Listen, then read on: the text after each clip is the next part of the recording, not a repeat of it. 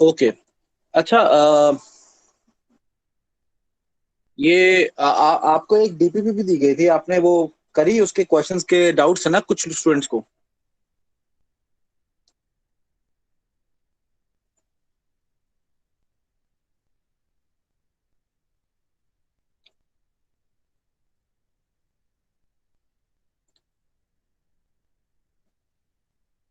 आपको बहुत पहले एक डीपीपी दी गई थी, वो डिस्कस नहीं हुई थी, तो उसके डाउट्स होंगे आप लोगों को।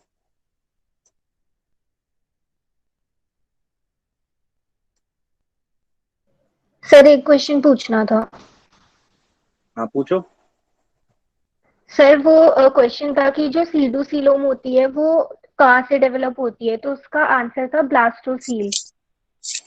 हाँ बेटा, वो तो आपको मेमोराइज ही करना पड़ेगा, मेमोरी बेस्ड इंफॉर्मेशन है कि जो सूडोसिलोम है एक्सप्लेन किया जा सकता है, लेकिन फिर वो एक्सप्लेनेशन आपके किसी फायदा का नहीं है। ठीक है, तो अभी तो इसको फिर आप मेमोराइज ही कर लो कि जो ब्लास्टोसील है, जो ब्लास्टोपोर की ओपनिंग है, जो कैविटी होती है, इनिशियल कैविटी, एक्चुअली आर्क इंटरॉन के बाहर जो कैविटी है, उसी से, उसी को ब्लास्टोसील बोलते हैं। वहीं पे सूडोसिलोम भी, ओरिजिन भी वही है। तो सर इसका मीजोडर्मल पाउडर से कोई रिलेशन नहीं है? नहीं। Okay sir. और कुछ? चलिए, अगर और कुछ नहीं है तो आज आगे बात करते हैं। मैं आई बी शेयरिंग माई स्क्रीन।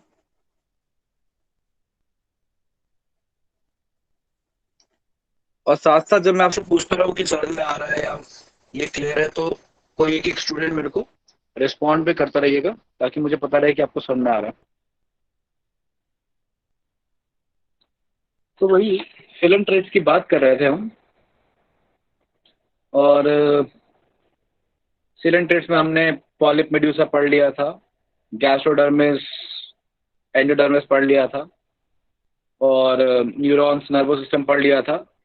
बताया था कि सेंट्रल नर्वस सिस्टम जो होता है वो एब्सेंट रहता है, सिर्फ पेरिफेरल नर्वस सिस्टम प्रेजेंट रहता है। ठीक। और टेंटिकल्स, नीडोब्लास्ट, पानी का आना जाना, पॉलिप से मेड्यूसा बनना, मेड्यूसा से पॉलिप बनना, नीडोब्लास्ट के बारे में, हेमाटोसिस्ट के बारे में, ये सारी बातें हमने कर ली थी। और एक बेसिक सा रिवीजन करा रहा हूँ मैं आपको वापस से। पहले ही बताया था डाइजेशन, इसमें मैंने पिछली बार भी करेक्ट करवाया था कि इंट्रासेलुलर लिखा हुआ है, लेकिन digestion intracellular as well as extra cellular रहेगा। रेस्पिरेशन और एक्सक्रीशन डिफ्यूजन से रहेगा, रेस्पिरेशन, है ना। और एक्सक्रीशन में अमोनोटेलिक रहेंगे। Ammonia is the chief nitrogenous waste.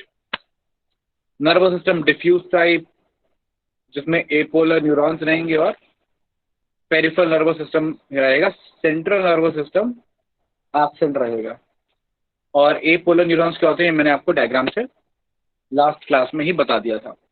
Reproduction में मोनोशियस डायोशियस दोनों तरीके के हो सकते हैं। सेक्सुअल एसेक्सुअल दोनों रिप्रोडक्शन हो सकता है, इंक्लूडिंग रीजनरेशन। और डेवलपमेंट इनडायरेक्ट रहेगा, larva is planula larva and that is freely floating larva. और हाइड्रा में डायरेक्ट डेवलपमेंट रहेगा। तो ये सारी बातें मैंने आपको एक्स्ट्रा के फॉर्म में बता दी थी, और ये इससे ज्यादा सिलेंट्रेट्स के बारे में बहुत चीजें जाना जरूरी नहीं है। तो मेजर पॉइंट हो गया आपका जानने वाला कि वो अल्टरनेशन ऑफ जनरेशन शुरू करते हैं, नीडोब्लास्ट होता है, और एक कैविटी है जो इंटेस्टाइन की तरह बिहेव करती है, जिसको हम सिलेंट्रॉन बोलते हैं। यही मेजर इसकी क्या है बातें हैं, और सिमेट्री जो है वो रेडियल है। यही इसके मेजर पॉइंट्स हैं। चलिए आगे बढ़ते हैं। आगे एग्जाम्पल्स के ऊपर है। जो एग्जाम्पल आपको यहाँ दिखाया जा रहा है, इस एग्जाम्पल का नाम है फाइसालिया। आपके एनसीईआरटी में फाइसालिया लिखा हुआ है, लेकिन डायग्राम नहीं दिया है। तो फाइसालिया बुलाते हैं इसको, फाइसालिया, PHYSALIA, फाइसालिया। और जो फाइसालिया है उसको पोर्टुगीज मैन ऑफ वॉर या पोर्टुगीज मैन ओ वॉर भी बुलाते हैं। पोर्टुगीज यानी पुर्तगाली जिन्हें बोलते हैं हम, पोर्टुगीज पीपल। जब वो लड़ाई करने जाते थे तो एक शिप में जाया करते थे। तो ये जो जो आपको डायग्राम दिख रहा है, ये जो फाइसालिया है, ये ऐसा लग रहा है जैसे वो एक शिप है जो कि उल्टा है। इसी तरीके के शिप में, मतलब उल्टा नहीं, सीधे शिप में पोर्टुगीज फाइट के लिए जाया जाते थे, तो इसलिए वहां से नाम आ रहा है पोर्टुगीज मैन ऑफ वॉर। खैर, इसमें खास बात क्या होती है, इसमें न्यूमेटोफोर होते हैं, मतलब न्यूमा न्यूमा वर्ड ना एयर के लिए यूज होता है। फॉर एग्जाम्पल निमोनिया हो गया किसी को, मतलब लंग्स का डिजीज है, लंग्स भी क्या एयर के लिए रिलेटेड है। बर्ड्स में न्यूमेटिक बोन्स होती है, मतलब बोन्स विथ एयर पॉकेट्स होती हैं। तो न्यूमा का मतलब एयर होता है, PNEUMA, pneuma is air, P is silent. खैर, तो न्यूमा इज एयर, तो जो भी एयर से रिलेटेड है, तो न्यूमेटोफोर मतलब एयर बीरिंग पॉकेट्स होती हैं, जिससे ये इजिली फ्लोट करता रहता है। ठीक है ना। अच्छा, एक ना बड़ी इंटरेस्टिंग प्रॉपर्टी है, ये थोड़ा इंपॉर्टेंट है। जो सिलेंट्रेट्स है ना, वो अल्टरनेशन ऑफ जनरेशन के साथ साथ पॉलीमॉर्फिज्म भी शो करते हैं। मतलब एक ही ऑर्गेनिज्म में अलग अलग तरीके की मॉर्फोलॉजी। भाई फॉर एग्जांपल ये फाइसालिया है, ये अपने आप में दिखने में अगर आप बात करें तो ये मेड्यूसा किस्म की फॉर्म है। ठीक, मेड्यूसा जैसी फॉर्म दिख रही है। फिर इसमें बर्ड लाइक स्ट्रक्चर है जिनको गोनोजोइड्स कहते हैं गोनोजोइड्स कहते हैं, और ये गोनोजोइड्स रिप्रोडक्शन में हेल्प करते हैं। फिर टेंटिकल लाइक स्ट्रक्चर है, ठीक है ना, जिन्हें हम डैक्टाइलोजोइड्स कहते हैं, जो कैप्चरिंग ऑफ प्रे में हेल्प करते हैं। तो ऑर्गेनिज्म एक ही है, अलग अलग तरीके की फॉर्म्स दिखा रहा है। तो इसको भी एक ही टाइम पे अलग अलग तरीके की फॉर्म्स शो करना, इसको बोलते हैं पॉलीमॉर्फिज्म। और ये भी प्रॉपर्टी किसकी है, सिलेंट्रेट्स की है, कि दे शो पॉलीमॉर्फिज्म। एक ही ऑर्गेनिज्म अलग अलग तरीके की मॉर्फोलॉजी या मॉर्फोलॉजी के फीचर्स क्या कर रहा है, शो कर रहा है। खैर, तो आपको इतना ही याद रखना है कि Portuguese man of war is name for Physalia, NCERT में है। फिर एनसीईआरटी में एक और एग्जांपल है, डायग्राम नहीं दिया हुआ, नाम लिखा हुआ है सी पेन। अब देख रहे हो आप इसको कि ये पेन जैसा दिख रहा है ना। जैसे पेन पुराने जमाने में लोग यूज करते थे, ऋषि मुनि वगैरह, है ना, वैसा पेन जैसा लग रहा है। तो इसको हम सी पेन भी बोलते हैं। ठीक है, ये गॉर्गोनिया है। ठीक है, आप एनसीईआरटी पढ़ोगे तो आपको दिख जाएगा। तो गॉर्गोनिया, सी पेन, उसका डायग्राम मैंने आपको यहाँ दिखा दिया। फिर ये सी एनीमोन है। सी एनीमोन के अलग अलग स्पीसीज होते हैं। हमने देखो, अगर मैं बोलता हूँ जेलीफिश, तो जेलीफिश तो एक ग्रुप है, उसमें अलग अलग तरीके के स्पीसीज आ सकते हैं। तो जेलीफिश के अंदर अलग अलग तरीके के स्पीसीज आ सकते हैं। वैसे सी एनीमोन भी एक ग्रुप है जिसके अंदर अलग अलग तरीके के स्पीसीज आ सकते हैं। ठीक है ना। खैर, जो भी सी एनीमोन का स्पीसीज होगा वो दिखेगा कुछ कुछ कुछ ऐसा ही। ठीक, दैट इज सी एनीमोन। अच्छा, ये जो आपको डायग्राम यहाँ अभी नजर आ रहा है अपने स्क्रीन पे, जो वॉलपेपर जैसा दिख रहा है ना, ये यस डायग्राम सर। हमें, ये ऐसी इमेजेस आपने कभी कई बार देखी होंगी। बेटा, ये जो स्ट्रक्चर देख रहे हो ना, इसको हम कोरल बोलते हैं, इसको हम कोरल रीफ बोलते हैं। पानी के अंदर या पानी के ऊपर तक भी ऐसा हो सकता है कि कोरल रीफ्स हो। अब ये कोरल रीफ्स क्या होते हैं ना, ये बड़ा इंटरेस्टिंग है कि कुछ कुछ सीलेंट्रेट्स जो होते हैं वो कैल्शियम कार्बोनेट सेक्रीट करते हैं एज अ कवरिंग। अब वो तो हार्ड होता है, तो एक टाइम आएगा एक सीलेंट्रेट मर जाएगा, लेकिन वो कैल्शियम कार्बोनेट का स्ट्रक्चर रह जाएगा। अब ऐसे हजारों लाखों करोड़ों सीलेंट्रेट्स होंगे, तो ऐसे हजारों लाखों करोड़ों कैल्शियम कार्बोनेट के स्ट्रक्चर्स रह जाएंगे, जो सालों भर सालों लाखों सालों में इकट्ठे होते जाएंगे। इकट्ठे होकर पूरा का पूरा समूह बना लेंगे, उसको बोलते हैं कोरल रीफ। क्यों? क्योंकि वो सीलेंट्रेट्स जो ये कैल्शियम कार्बोनेट का स्ट्रक्चर बना रहे हैं, उनको हम बोलते हैं कोरल्स, और उनके द्वारा बना गया ये पूरा इकोसिस्टम बन जाता है कोरल रीफ। और ये बनने के बाद ये पूरा इकोसिस्टम बन जाता है। यहाँ पर फंजाई भी ग्रो करते हैं, एल्गे भी ग्रो करते हैं, है ना, कुछ arthropods, fishes, prawns, sea shells, सब ग्रो करते हैं। तो पूरा एक इकोसिस्टम बना होता है, इसको हम कोरल रीफ कहते हैं। तो ध्यान रखिएगा कि ये भी बड़ा इंपॉर्टेंस है सिलेंट्रेट्स का, कि इसमें कुछ ग्रुप ऑफ ऑर्गेनिजम्स जो कैल्शियम कार्बोनेट का एक्सोस्केलेटन रिलीज कर रहे हैं, are helpful in forming the coral reefs. ये भी एक इंपॉर्टेंस है सिलेंट्रेट्स का। तो इतना ही है हमारे पास सिलेंट्रेट्स के बारे में, ठीक है।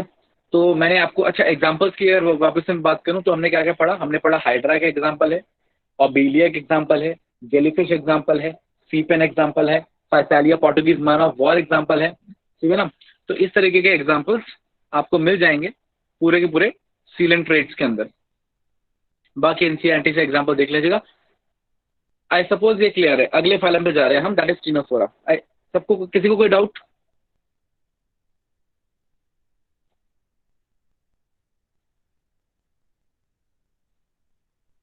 सर कोरल थोड़ा दोबारा समझा दीजिए। बेटा कोरल कुछ नहीं है, जैसे कि फॉर एग्जांपल कुछ ऐसे सिलेंट्रेट्स होते हैं जैसे निएंड्रिना, जिसको हम ब्रेन कोरल बोलते हैं, ठीक है ना। निएंड्रिना क्या करता है ना, ये अपनी बॉडी से कैल्शियम कार्बोनेट का केमिकल रिलीज करता है, एक्सोस्केलेटन रिलीज करता है। भाई बॉडी का पूरा आदि हार्ट स्ट्रक्चर में बहुत बढ़िया, लेकिन सिलेंट्रेट की तो एक लाइफ स्पैन होता है, थोड़े टाइम बाद वो सिलेंट्रेट मर जाएगा, लेकिन कैल्शियम कार्बोनेट वो तो वहीं रहेगा। और ऐसे बहुत सारे कोरल्स होंगे जो मर जाएंगे, लेकिन जो उनका कैल्शियम कार्बोनेट का एक्सोस्केलेटन है वो बचा रह जाएगा। तो ये जो कैल्शियम कार्बोनेट के एक्सोस्केलेटन से बचे रह जाएंगे टुकड़ों में, और ये इकट्ठे हो जाएंगे, अब डिपॉजिट होते जाएंगे। अब डिपॉजिट होते जाएंगे तो पूरा का पूरा एक इससे इकोसिस्टम टाइप का बन जाएगा, ठीक है। और इस इकोसिस्टम को हम क्या बुलाते हैं? इस इकोसिस्टम को बुलाते हैं कोरल रीफ। क्या बुलाते हैं? कोरल रीफ बुलाते हैं। तो ये हो गया आपके कोरल रीफ जो बने हैं किससे? कोरल से। अब जब ये कोरल रीफ बन जाएगा तो इसमें अलग अलग तरीके के स्पीसीज आकर मिलके रहेंगे, जैसे कि एक इकोसिस्टम में नॉर्मली रहते हैं।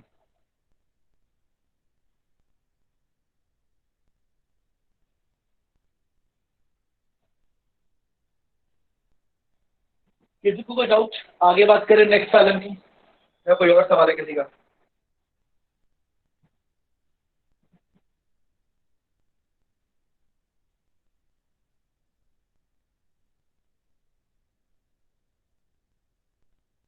नेक्स्ट फाइलम की बात करें? ओके, तो नेक्स्ट फाइलम की बात करते हैं। नेक्स्ट फाइलम हमारे पास टीनोफोरा है, ठीक है। टीनोफोरा। अब टीनोफोरा के बारे में मैं थोड़ा सा आपको बता देता हूँ। जैसे सामने आपको जो डायग्राम दिख रहा है वो टीनोफोरा का है, और टीनोफोरा सी से होता है, ठीक है ना। सी साइलेंट है, ठीक है। तो CTENOPHORA, टीनोफोरा। अब टीनोफोरा जो है ना वो एक तरीके का ऐसा फाइलम है कि आप समझ लीजिए कि पहले ये निडेरियंस में आता था, पहले ये सिलेंट्रेट्स में आता था। क्यों? क्योंकि इनके पास भी कैविटी थी जो एंट्रॉन की तरह बिहेव कर रही थी, तो इनको भी पहले हम सिलेंट्रेट्स बोलते थे। लेकिन बाद में इनका बिहेवियर थोड़ा अलग था, जैसे कि अल्टरनेशन ऑफ जनरेशन शो नहीं करता था, इनके पास टेंटिकल्स फिक्स्ड दो रहते थे, सिलेटेड कॉम्प्लेक्स रहते थे, और नीडोब्लास्ट नहीं रहते थे। तो कुछ फीचर्स डिफरेंट होने की वजह से हमने एक अलग ही फाइलम बना दिया टीनोफोरा। हालांकि बहुत ही छोटा फाइलम है, दो चार इसकी प्रॉपर्टीज हैं, वो दो चार प्रॉपर्टीज आपको याद रखनी है। इनके जो मेजर फीचर्स है ना वो आपको सिलेंट्रेट जैसे दिखेंगे, और जहां जहां सिलेंट्रेट से ये डिफरेंट है वहां वहां मैं आपको बता दूंगा। तो आप कॉपी पेन नोट करके रखिएगा, ठीक है। हमेशा की तरह आपको नोट करते रहना चाहिए। तो मैं कंपेयर करूंगा सिलेंट्रेट्स को इनके साथ, ठीक है। तो अ, अब कंपेयर इससे पहले मैं करूं, मुझे कोई एक स्टूडेंट चाहिए जिससे मैं कुछ बेसिक क्वेश्चन पूछूंगा जो मुझे आंसर करेगा सिलेंट्रेट्स के बारे में। वो कौन होगा? या तो वॉलेंटरीली कोई आ जाओ, या मैं किसी का एक नाम लूं। सर मैं Shubham. Sir may I try? पहले किसने बोला? पहले किसने बोला था? बॉय की थी, लड़के की आवाज आई थी? सर मैं शुभम। शुभम, ठीक है। तो अगर शुभम जहाँ पे गलती करेगा उसके बाद किसने आवाज दी थी? कौन सी, किस लड़की की आवाज आई थी? सर शर्मीन। कौन? शर्मीन। शर्मीन, ठीक है। तो अगर शुभम कुछ गलत आंसर देगा तो फिर शर्मीन उसका रिप्लाई करेंगे, ठीक है। शुभम आवाज आ रही है? Yes sir. हाँ, जिससे बात कर रहा हूँ वही अपना माइक ओपन रखेगा, बाकी लोग का माइक बंद रहेगा। एक टाइम पे एक ही माइक ओपन होगा, वरना फिर मेरी खुद की आवाज़ कट के आएगी आपको। ठीक, ओके। शुभम, एक बात बताओ कि ये सिलेंट्रेट्स का हैबिटेट क्या होता है? क्या सर? बेटा, सिलेंट्रेट्स का हैबिटेट। सर ये सर मोस्टली ना एक्वेटिक होते हैं, और सर कुछ मतलब मोस्टली मराइन होते हैं, उसमें ना कुछ कुछ एक्वेटिक होते हैं, जैसे कि हाइड्रा हो गया, जो मतलब एक फ्रेश मिनट एक वाटर मिनट में एक है मिनट और एक मिनट ज़्यादा एक मिनट पाया एक जाता मिनट एक मिनट एक्वाटिक का मतलब क्या होता है और मराइन का मतलब क्या होता है?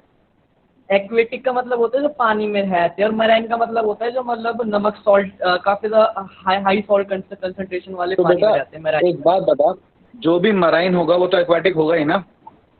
Yes sir. तो तुम मतलब पहले एक्वाटिक बोलोगे, तो तुम हाँ। पहले एक्वाटिक बोलोगे फिर बोलोगे ना mostly marine, yes sir, yes sir. है ना? तो तुम कह रहे हो कि they yes are sir. Aquatic mostly marine, तो कुछ फ्रेश वाटर भी होते हैं। यस सर, कुछ कुछ फ्रेश वाटर मिलते हैं, जैसे हाइड्रा हो गया। बहुत ही बढ़िया, एकदम सही जवाब दिया तुमने।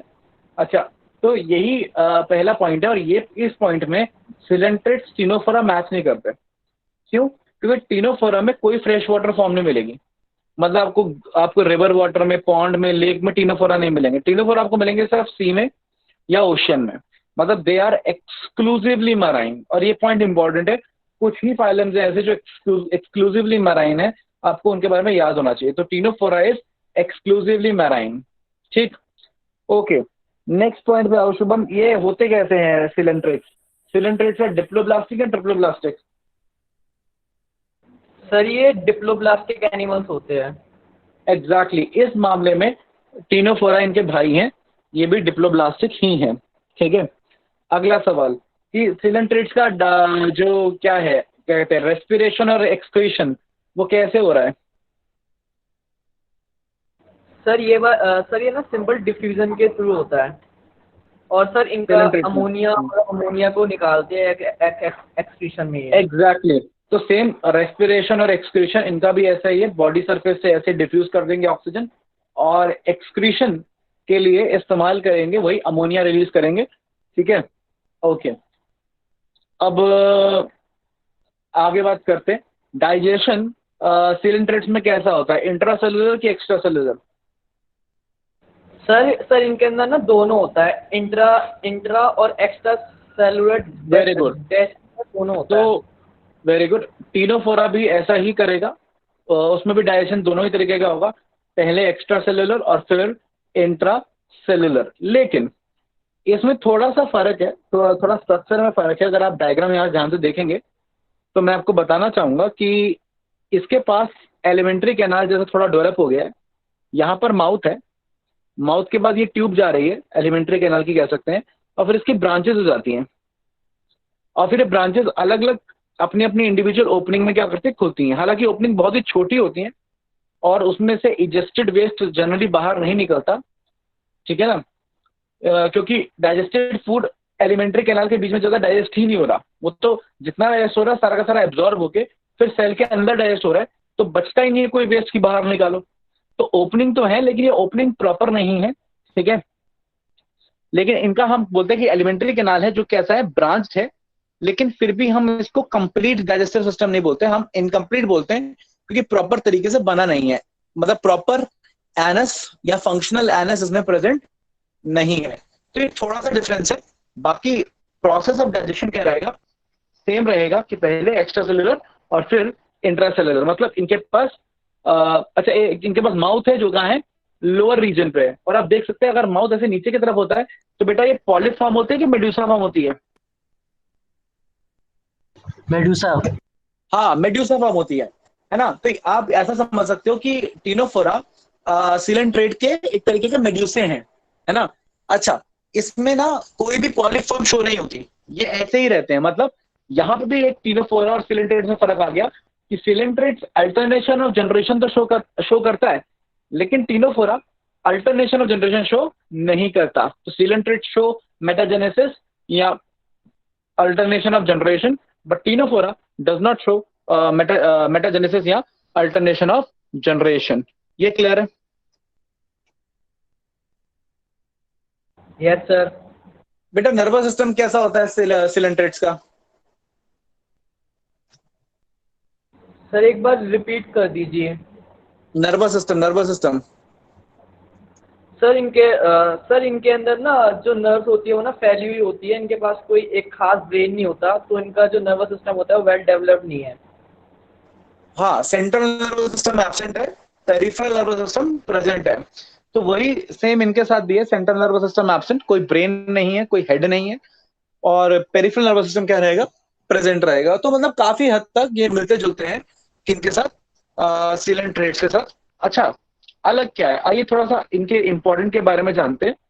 अब इसमें एक सबसे खास बात है इनके पास, टीन्स, जिनकी वजह से इनका नाम टीनोफ हो रहा है। टीन्स यानी कॉम्ब प्लेट्स। अभी कॉम्ब प्लेट्स क्या है ना, देखो इस तरीके का स्ट्रक्चर है, ठीक है ना। अच्छा, जहां पर ना सीलिया लगा हुआ है, सीलिया समझते हो ना आप लोग, जो पैरामीशियम में होता है, हेयर लाइक स्ट्रक्चर, इस तरीके से।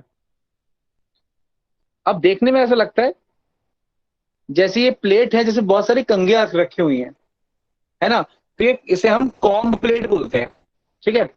अच्छा, एक कॉम्ब प्लेट कितनी होती है ये भी फिक्स है इनमें। भाई कॉम्ब प्लेट होंगी टोटल 8, 8 कॉम्ब प्लेट्स, 8, 4 + 4 8, है ना। तो ये 8 कॉम्ब प्लेट्स होती है। जो आपने खरबूजा देखा, खरबूजा, खरबूजा तुमने देखा होगा ना, मेलन। Yes sir. हाँ, तो खरबूजे में देखते आप ऐसे लाइंस आई होती हैं, 1 लाइन, 2 लाइन, 3 लाइन, जिस लाइन के अलावा हम यस चाकू से सर। काटते हैं खरबूजे को, है ना, पीस करने के लिए। तो जिस तरीके से खरबूजे के ऊपर लाइंस होती है ना, पूरे पूरे खरबूजे में ऑर्डरली फैली होती हैं, वैसे ही इसमें पूरे सर्कल के फॉर्म में पूरे ऑर्डरली फैली होती हैं कॉम्ब प्लेट्स। और टोटल कितनी होती है? 8। मतलब सामने से 4 नजर आएंगी, पीछे से 4 नजर आएंगी, टोटल 8 कॉम्प्लेट्स होती हैं। तो ये इनकी खास बात है। अच्छा, अब कोई पूछता है कि कॉम्प्लेट का फंक्शन क्या है, तो भाई कॉम्प्लेट में सीलिया है, सीलिया का फंक्शन लोकोमोशन है। तो सीलिया बीट करता है, और उस बीटिंग की वजह से जो वेव जनरेट होती है उससे ये इजिली क्या करता है? स्विम करता है। तो सीलिया इज फॉर दी लोकोमोशन। तो बोल सकते हैं कि complete is for the locomotion.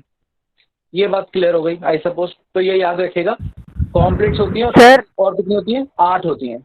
Yes. Sir सारे टीनोफोरा मतलब मूव कर सकते हैं, यस। सुसाइल नहीं होते? नहीं। ओके। ओके, इसके अलावा अगर हम इसको ध्यान से देखें, मैं इसमें एक और पॉइंट है, यहाँ पर एक और लेबलिंग दी रखी है, टेंटिकल्स। अब इसके पास टेंटिकल्स भी होते हैं, जैसे कि सिलेंट्रेट्स के पास टेंटिकल्स, लेकिन इनके पास भी टेंटिकल्स होते हैं। लेकिन डिफरेंस ये है कि इनके टेंटिकल्स के ऊपर ना कुछ भी जैसे सिलेंट्रेट्स के टेंटिकल्स के ऊपर क्या होता है? नीमोसाइट्स। नीमोसाइट्स, निमेटोसाइट्स, ठीक है ना, नीडोसाइट्स, है ना, स्टिंगिंग सेल्स, है ना। तो हाँ, निमेटोसिस्ट यहाँ बोल सकते हो, नीडोसाइट, स्टिंगिंग सेल्स। इनके टेंटिकल्स के ऊपर सिर्फ और सिर्फ एडहेसिव सेल्स होते हैं, ठीक है ना। ये क्या होते हैं? एडहेसिव सेल्स होते हैं।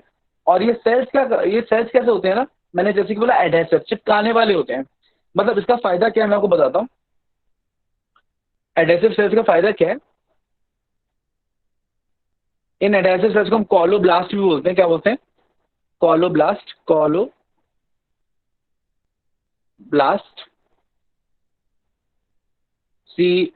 COLLO, कॉलो, BLAST, blast, कॉलोब्लास्ट। खैर, इनका फायदा क्या होता है ना, जैसे इनके टेंटिकल्स है, अब मान लो कि आसपास कोई छोटा मोटा ऑर्गेनिज्म है, तो इसके टेंटिकल्स ने क्या किया, इसके टेंटिकल्स ने उसको चिपका लिया, ठीक है, उस पर अटैक किया, उसको चिपका लिया, और चिपका के उसको माउथ की तरफ क्या कर दिया? डायरेक्ट कर दिया, ठीक है ना। तो टेंटिकल्स हैं, टेंटिकल्स एडहेसिव है, जिसको भी खाना है उसके ऊपर अटैक किया, वो ऑर्गेनिज्म चिपक गया टेंटिकल से। चिपकने के बाद उस टेंटिकल को मूव किया माउथ की तरफ और इंजेस्ट कर लिया खाने को। मतलब tentacles capturing of the prey में हेल्प कर रहे हैं। अच्छा, टेंटिकल्स ना हमेशा बाहर नहीं रहते, ये टेंटिकुलर शीथ के अंदर रह सकते हैं। मतलब कि जब जरूरत होगी तभी टेंटिकल्स बाहर आएंगे, वरना जैसे ये एक कवरिंग के अंदर, अपनी बॉडी के अंदर क्या रहते हैं, कवरिंग के अंदर क्या रहते हैं, अंदर रहते हैं। तो अगर एक टीनोफोरा जा रहा है और आपको उसके अंदर टेंटिकल्स नहीं नजर आए, इसका मतलब ये नहीं कि उसके पास टेंटिकल्स नहीं है, हो सकता है उसके टेंटिकल्स बॉडी के अंदर हो, क्योंकि जब तक जरूरत नहीं पड़ेगी टेंटिकल्स बाहर नहीं निकालेगा। दूसरा पॉइंट, टेंटिकल्स इनके पास होते कितने? अगर टेंटिकल्स इनके पास हुए तो हमेशा कितने होंगे? 2। अगर हुए का क्या मतलब? अगर हुए का यह मतलब है कि कुछ ऐसे टीनोफोरा भी हैं, जैसे कि एक एग्जांपल मैं आपको बताऊं तो there is an example known as Beroe, BEROE, Beroe. आपको नाम याद रखने की जरूरत नहीं है, कोई नहीं पूछेगा, बस ये आइडिया होना चाहिए कि कुछ टीनोफोरा ऐसे हैं जिनके पास टेंटिकल्स क्या होंगे? एब्सेंट होंगे, लेकिन जिनके पास प्रेजेंट होंगे हमेशा कितने होंगे? 2 टेंटिकल्स। तो ये खास बात हो गई किसकी? टीनोफोरा की। और टीनोफोरा की सबसे एक इंटरेस्टिंग बात होती है कि इनकी बॉडी के अंदर ना ऐसी केमिकल रिएक्शंस हो रही होती हैं जिनसे लाइट प्रोड्यूस होती है, और वो लाइट आपको नजर आती है बाहर से, ठीक है ना? जैसे कि आप इस डायग्राम में देखिए, अंदर की तरफ क्या प्रोड्यूस हो रही है? लाइट प्रोड्यूस हो रही है, आपको नजर आ रही है वो लाइट। और अगर कोई लिविंग ऑर्गेनिज्म ल्यूमिनेसेंस शो करता है, ल्यूमिनेसेंस समझते हो ना? ल्यूमिनेसेंट मतलब लाइट, जैसे कि moon is a luministic body, light producing body. तो वो लिविंग ऑर्गेनिज्म जो लाइट प्रोड्यूस कर रहा है उस प्रॉपर्टी को बोलते हैं बायोल्यूमिनेसेंस। बायो मतलब लिविंग ऑर्गेनिज्म और ल्यूमिना मतलब लाइट, तो bioluminescence is a property which is exhibited by the ctenophora. अच्छा, अब ये भी बड़ी इंटरेस्टिंग बात है कि इकलौते टीनोफोरा नहीं है जो बायोल्यूमिनेसेंस शो करते हैं। जुगनू, जो आपको पता है, फायरफ्लाई जिसको आप बोलते हो, वो भी बायोल्यूमिनेसेंस शो करता है। बहुत सारी जेलीफिश वो बायोल्यूमिनेसेंस शो करती हैं। कुछ एनालिड्स हैं वो बायोल्यूमिनेसेंस शो करते हैं। तो बायोल्यूमिनेसेंस कई ग्रुप के अंदर है, लेकिन ये इकलौता ऐसा ग्रुप है जिसके सारे ऑर्गेनिजम्स बायोल्यूमिनेसेंस शो करते हैं। इसलिए हम बोलते हैं कि बायोल्यूमिनेसेंस इनकी क्या है? इंपॉर्टेंट प्रॉपर्टी है। भाई सीलेंट्रेट्स में कुछ सीलेंट्रेट शो करेंगे, एनालिड्स में कुछ एनालिड शो करेंगे, आर्थ्रोपोडा में कुछ एक आर्थ्रोपोडा शो करेगा, ह्यूमंस में कोई भी शो नहीं करेगा। लेकिन इनकी खास बात क्या है? इनके ऑलमोस्ट सारे ऑर्गेनिजम्स बायोल्यूमिनेसेंस शो करते हैं। तो that is importance of Ctenophora. Shubham, आवाज आ रही है? Yes sir. बेटा, तुम्हारे अगर पेट में लाइट जला दी जाए, मान लो तुम्हारे पेट के अंदर लाइट जला दी जाए, तो बाहर से नजर आएगा कि लाइट जल रही है तुम्हारे पेट में? No sir. लेकिन इनकी तो नजर आ रही है।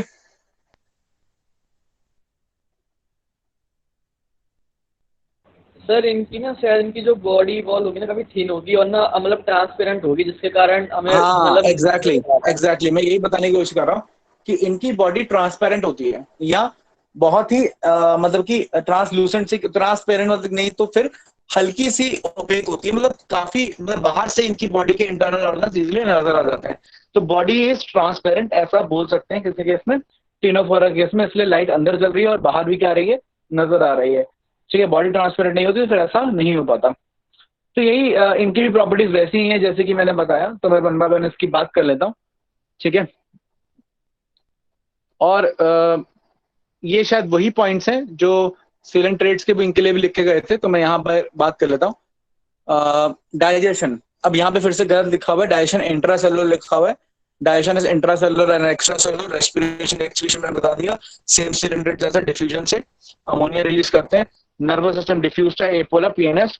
रिप्रोडक्शन में दे आर मोनोशियस, मतलब सेक्स से सेपरेट नहीं होते, मतलब मेल एंड फीमेल एक ही ऑर्गेनिज्म के अंदर है टीनोफोरा में, ठीक है ना? Next, reproduction. अब एक इंपॉर्टेंट पॉइंट और है, ये सिर्फ और सिर्फ सेक्सुअल रिप्रोडक्शन से रिप्रोड्यूस करते हैं, मतलब बडिंग, रीजनरेशन, फ्रैगमेंटेशन, पार्थेनोजेनेसिस, किसी भी प्रकार का एसेक्सुअल रिप्रोडक्शन टीनोफोरा में ऑब्जर्व नहीं किया जाता। तो 2 पॉइंट्स हो गए, एक तो एक्सक्लूसिवली मराइन और एक एक्सक्लूसिवली सेक्सुअली रिप्रोड्यूसिंग ऑर्गेनिजम्स हैं द टीनोफोरा। ये पॉइंट भी आप क्या रखोगे? याद रखोगे। डेवलपमेंट की बात करें तो इट इज इनडायरेक्ट, सिडिपेड लार्वा का नाम है। अच्छा, यहाँ भी एक्सेप्ट हाइड्रा मैंने लिख दिया, एक्चुअली वहीं से कॉपी किया था, ये नहीं आएगा, हाइड्रा तो इसमें आएगा ही नहीं। तो लार्वा इनका सिडिपेड लार्वा है। तो लार्वा याद रखिएगा कि साइडिपेड लार्वा नहीं भी याद रहेगा गोवर्धन, लार्वा का नाम इंपॉर्टेंट नहीं है, आपको यह याद रखना है कि development is indirect. So that is all about the Ctenophora. इतने ही पॉइंट्स है जो आपको याद रखना, छोटा सा फाइलम है, ठीक है। अच्छा, मैं आपको एग्जांपल दिखा देता हूँ। आपके एनसीईआरटी में एक ही एग्जांपल दे रखा है, दैट इज टीनोफोरा के नाम पर प्लूरोब्रैकिया। ये जो डायग्राम बना हुआ है ये प्लूरोब्रैकिया का बना हुआ है। आप काउंट कर सकते हैं, ग्रीन कलर की 8 कॉम्प्लेट्स हैं, ठीक है ना, और 2 टेंटेकल्स हैं, ठीक। बीच में जो दिख रहा है वो आपको एलिमेंट्री कैनाल दिख रहा है, जो क्लियरली विजिबल नहीं है, एकदम एकदम शैडो की फॉर्म में विजिबल एलिमेंट्री कैनाल है। अच्छा, एक चीज और है इसमें ना, हम ऐसा बोल सकते हैं कि जिस तरह माउथ है, माउथ नीचे हो गया ना, तो माउथ वाला जो एंड है ना उसको हम बोलते हैं ओरल एंड। कौन सा एंड? ओरल, ठीक है ना। और ओरल के अपोजिट यानी अपोजिट साइड वाला जो एंड होगा उसको हम बोलेंगे एब ओरल एंड, ठीक है ना। तो एक ओरल एंड हो गया और एक कौन सा हो गया? एब ओरल एंड हो गया, जैसे एंटीरियर पोस्टीरियर, डॉर्सल वेंट्रल। तो यहाँ पे क्या है, एक ओरल एंड है जहां माउथ है, और उसके ठीक opposite we have the above oral and. तो ये प्रॉपर्टी हो गई। तो मैं एग्जांपल्स की बात कर रहा था कि एक तो भाई एनसीईआरटी में जो इमेज दे रखी है वो ये वाली है, ऑरेंज वाली, और इसके ठीक साथ में मैंने इसकी एक्चुअल इमेज दिखा रखी है जैसे ये पानी में नजर आता है, ठीक है। और फिर यहाँ पर एक और एग्जांपल है, ये जो एग्जांपल दे रखा है ये प्लूरोब्रैकिया नहीं है, ये टीनोप्लाना है। तो 2 एग्जांपल एनसीईआरटी ने दिए हैं, एक डायग्राम दिया है, डायग्राम प्लूरोब्रैकिया का दे रखा है तो वो मैंने दिखा दिया, और एक और एग्जांपल दिया एनसीईआरटी ने टीनोप्लाना, उसका डायग्राम नहीं दिया है, मैंने यहाँ पे दिखा दी। ये जो आपको दिख रहा है यहाँ पे ये टीनोप्लाना है।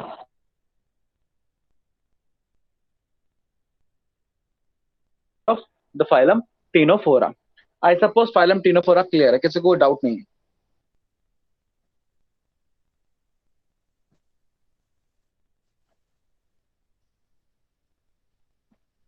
किसी को कोई डाउट है तो पूछ सकता है, फिर हम आगे बढ़ेंगे प्लैटी एलिमेंटस पे।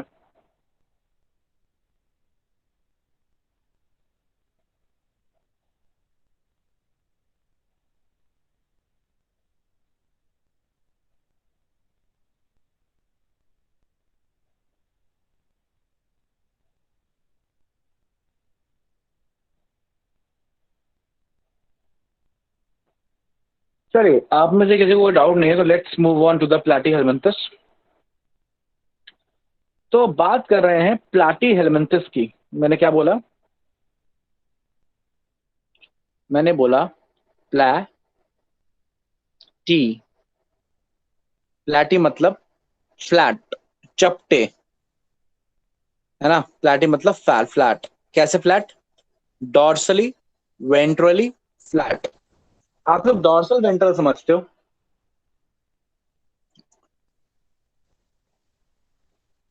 So do you understand what is dorsal, what is ventral? Sir जो डॉर्सल होती है ना वो सब पीछे वाली साइड, और सर वेंट्रल जो होती है ना वो पीछे वाली साइड आगे वाली मतलब? साइड होती है।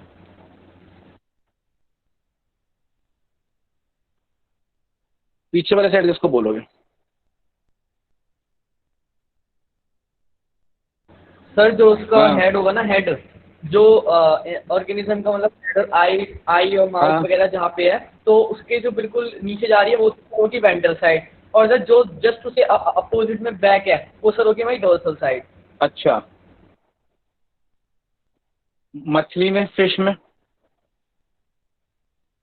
फिश की आंखें तो साइड में होती हैं, एक एक राइट साइड में, एक लेफ्ट साइड में।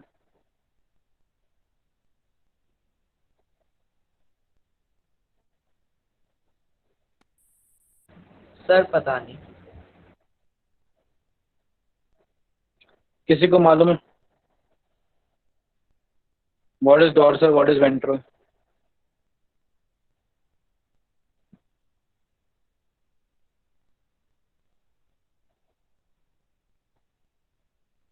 डॉर्सल वेंट्रल तो कई बार सुना होगा ना आपने,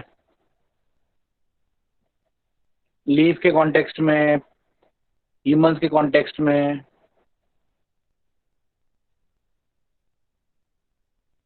और किसी को कोई आइडिया जो भी पता हो? बाकी शुभम बता रहा था कुछ कुछ रिलेटेड बता रहा था, आपके पास भी कुछ और आइडिया हो?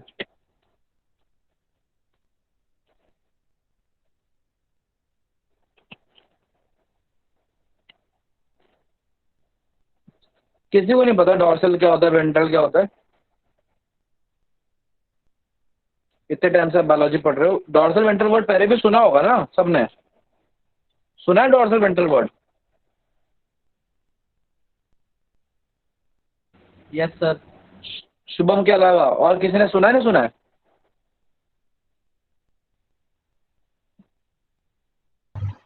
सर डॉर्सल अपर साइड को कहते हैं सर, किसी ऑर्गेनिज्म का ये कौन अपर बोल साइड रहा को है? डॉर्सल कहते हैं पीठ वाली साइड। सर। कौन बोल रहा है? सर विशाल सर। हाँ विशाल। सर विशाल। हाँ विशाल। हाँ पीठ वाली साइड सर होती है, ठीक है, मैं मान रहा हूँ तुम्हारी बात कि पीठ वाली साइड होती है, ठीक है। तो मैं पूछ रहा हूँ अर्थवर्म जा रहा है, ठीक है ना, तो कैसे बताओगे कौन सी डॉर्सल कौन सी वेंट्रल? जो ऊपर वाली होगी वो डॉर्सल होगी। डॉर्सल होगी और जो नीचे वाली होगी वो वेंट्रल होगी। हाँ देखिए आपको काफी सही आइडिया है, ठीक है, बंद कर लीजिए माइक। आप लोग जिसको नहीं पता मैं सब सिंपल बताता हूँ कि हाँ हम बैक साइड को बोलते हैं कि डॉर्सल साइड, और फ्रंट साइड को बोलते हैं हम वेंट्रल साइड। लेकिन ये बैक और फ्रंट से बड़ा कंफ्यूजन होता है, ठीक है ना। तो हमने जनरली क्या, बड़ा सिंपल सा लॉजिक है कि जब एक ऑर्गेनिज्म चल रहा है, चाहे मछली स्विम कर रही है, चाहे बर्ड उड़ रहा है, या कोई भी ऑर्गेनिज्म जब नॉर्मली चल रहा है, तो वो साइड जो उसकी आसमान को फेस कर रही है या सन को फेस कर रही है, ठीक है ना, ऊपर की तरफ फेस कर रही है, वो हो जाती है डॉर्सल साइड, ठीक है। और जो साइड उसकी नीचे जमीन को फेस कर रही है, बेस को फेस, जमीन को फेस कर रही है, वो साइड को हम बोल देते हैं बाय डिफॉल्ट वेंट्रल साइड। तो ये मतलब आगे और पीछे एक तरीके से मतलब हो गया, ठीक है ना, है ना।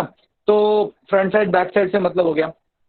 जैसे आपका हाथ है, ठीक है ना, आपके हाथ का जो डार्क एरिया है, ठीक है ना, वो आपका हो गया डॉर्सल साइड, और उसको सीधा किया जहाँ आपका पाम नजर आता है, जहाँ आपके हाथ की रेखाएं नजर आती हैं, वो हो गया हाथ का वेंट्रल साइड, ठीक है ना। तो दैट इज द लॉजिक है। तो कॉन्सेप्ट तो ये हो गया। अब ये प्लैटिहेलमिन्थस आगे और पीछे दोनों तरफ से चपटे हैं, डॉर्सली वेंट्रली फ्लैट है, इसलिए इनका नाम है प्लैटिहेलमिन्थस। अच्छा, हेलमिन्थ का मतलब ना वर्म होता है भाई। प्लैटिहेलमिन्थस फ्लैट वर्म, एस्केलमिन्थस राउंड वर्म, तो हेलमिन्थस वर्म।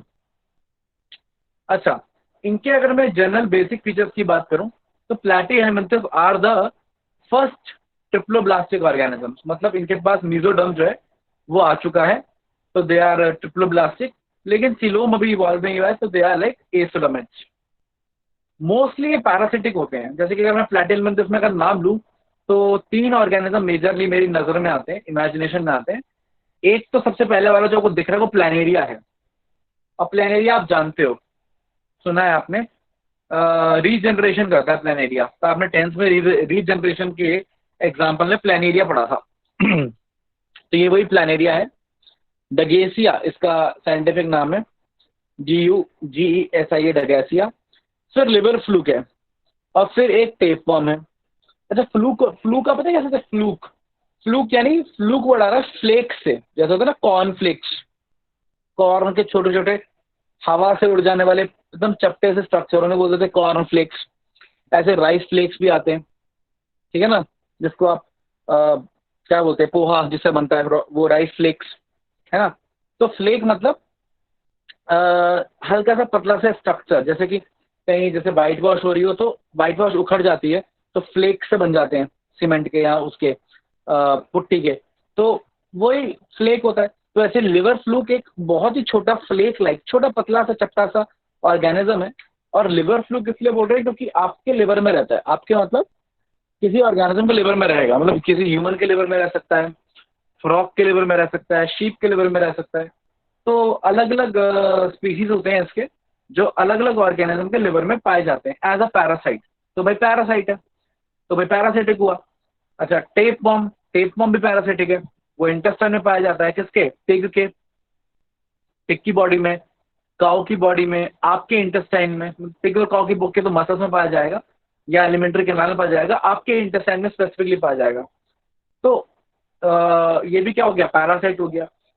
तो मतलब कहने का ये है कि प्लैटिहेलमिन्थस के अंदर मेजॉरिटी ऑफ द ऑर्गेनिजम्स हैं वो कैसे हैं?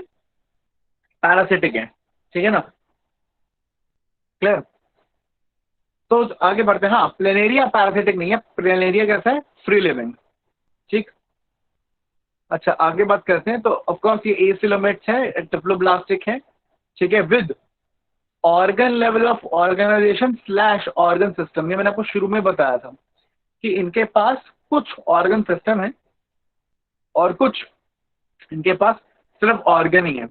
अच्छा एक और चीज यहाँ पे आपको इंटरेस्टिंग देखने को मिलेगी कि आपको प्रॉपर हेड मिल रहा है। क्या दिख रहा है? Proper head. तो एक प्रॉपर हेड बन गया है। अच्छा क्योंकि हेड बन गया है तो बॉडी एक तरीके से ऑर्गेनाइज हो गई है और जो सिमेट्री है वो भी बदल गई है। कौन सी हो गई है? बायलेटरल सिमेट्री हो गई है। तो राइट और लेफ्ट इक्वल हाफ्स आपको इसके आप कर सकते हैं। तो रेडियल सिमेट्री से कौन इवॉल्व हो गई है? बाइलेटरल सिमेट्री इवॉल्व हो गई है। तो ये कुछ खास बातें हैं किसकी? प्लैटिहेलमिन्थस मेंथिस की। आगे समझते हैं इसके बारे में। सबसे पहले मैं थोड़ी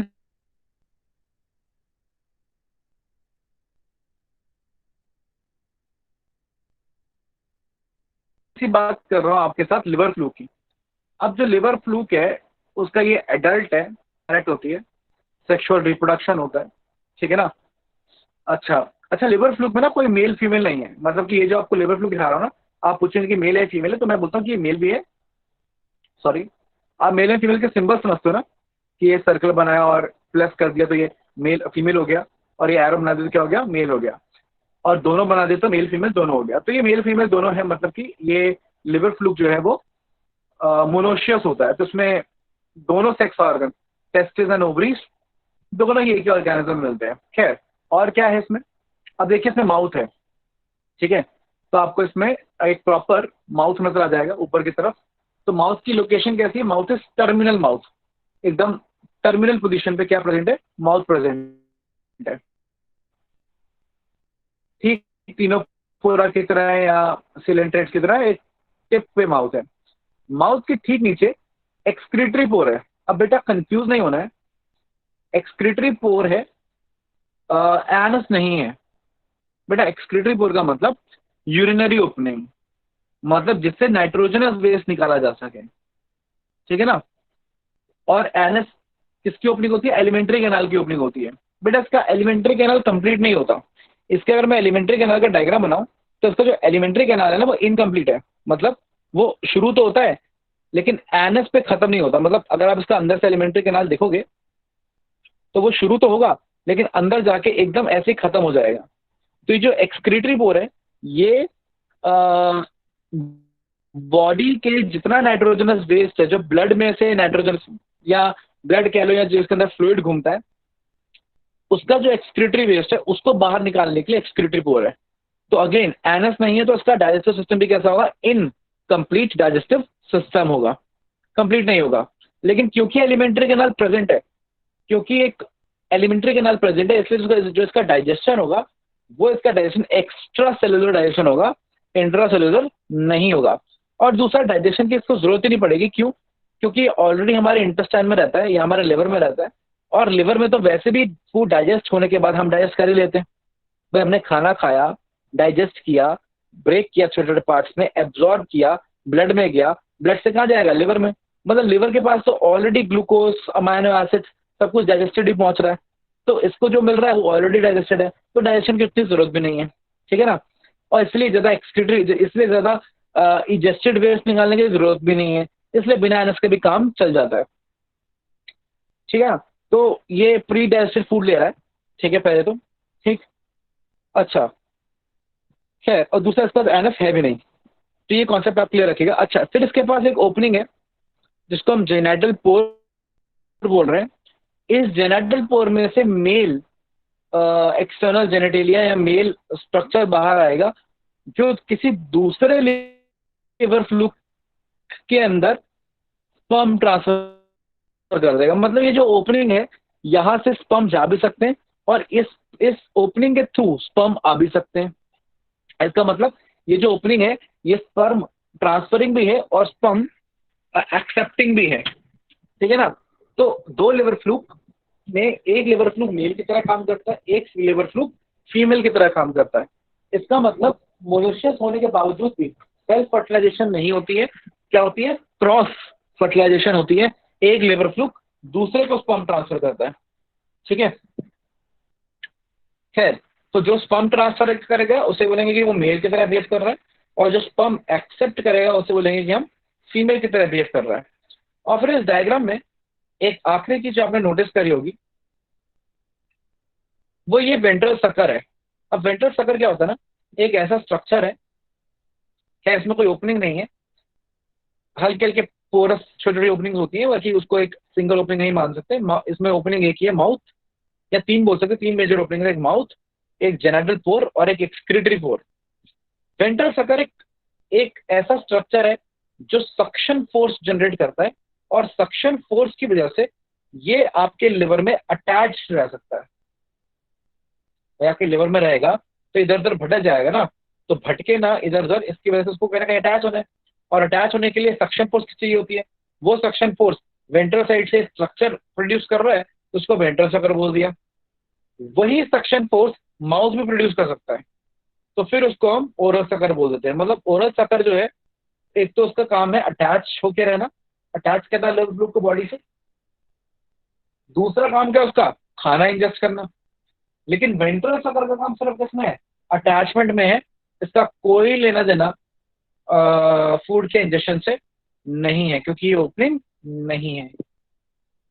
और ये ना बड़ा ही कॉमन सी चीज देखोगे आप प्लेटिहेल्मिन्थस में, कि प्रेजेंस ऑफ सकर्स। जो भी पैरासिटिक होगा उसमें सकर्स आपको मिल जाएंगे, जैसे कि टेप फॉर्म। टेप फॉर्म में आपको चार चार सकर मिलते हैं, ठीक है ना। काम वही होता है, अटैचमेंट, क्योंकि वो भी पैरासाइट है, और पैरासाइट को तो कहीं ना कहीं अटैच होकर रहना ही पड़ेगा। तो मतलब ये जो बेसिक डायग्राम होगा किसका, लिवर फ्लूक का, और liver fluke is a parasite, याद रखिएगा। ये एक आप समझ लीजिए ट्रांसफर सेक्शन है लिवर फ्लूक का। लिवर फ्लूक को बीच में से काट दिया है, और फिर हम ऊपर से देख रहे हैं, तो आप देख सकते हैं इसमें। मैं आपको मेजर मेजर चीज बताता हूँ एक आइडिया देने के लिए। ये इसका एलिमेंट्री कैनाल हो गया बीच में, ठीक है ना।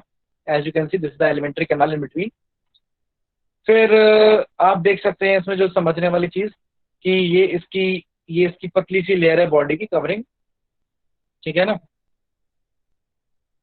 बीच में एलिमेंट्री कैनाल है, और जो बीच की स्पेस है ना बेटा, जो सारी स्पेस है, जो अंदर की स्पेस है सारी की सारी, वो भरी हुई है एक स्पेशल सेल से, जिसको बोलते हैं पैरेन्काइमस सेल्स। पैरेन्काइमा ना प्लांट्स में पढ़ते हो कि जगह भरने वाले सेल्स, गोल मटोल सेल्स। तो ऐसे जगह भरने वाले गोल मटोल सेल्स इसकी बॉडी में भी होते हैं, तो पैरेन्काइमेटस सेल बोलते हैं। मतलब अंदर स्पेस नहीं है, कैविटी नहीं है, सब भरा हुआ है, सब सॉलिड है पूरा। जो जहां भी स्पेस होनी चाहिए थी वो सारी खाली जगह भरी हुई है by special cell known as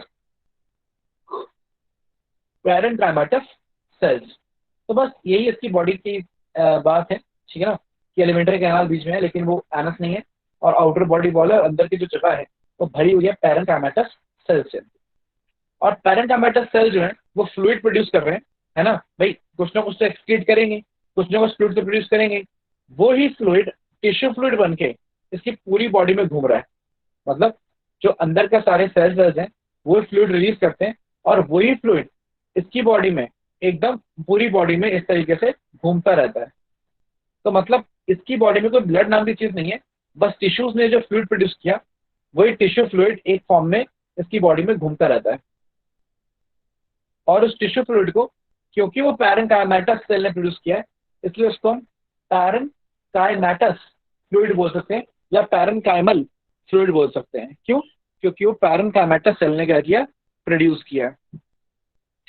और इसी पैरेन्काइमेटस फ्लूइड से नाइट्रोजनस वेस्ट निकाल के एक्सक्रीटरी पोर में डाल दिया जाता है। जैसे कि मैं आपको बताऊं, ये देखिए, अब इसकी बॉडी में पूरे में क्या घूम रहा था बेटा, इसकी बॉडी में पूरे में घूम रहा था फ्लूइड। कौन सा फ्लूइड? जैसे कि मैंने बताया पूरी बॉडी में फ्लूइड घूम रहा था।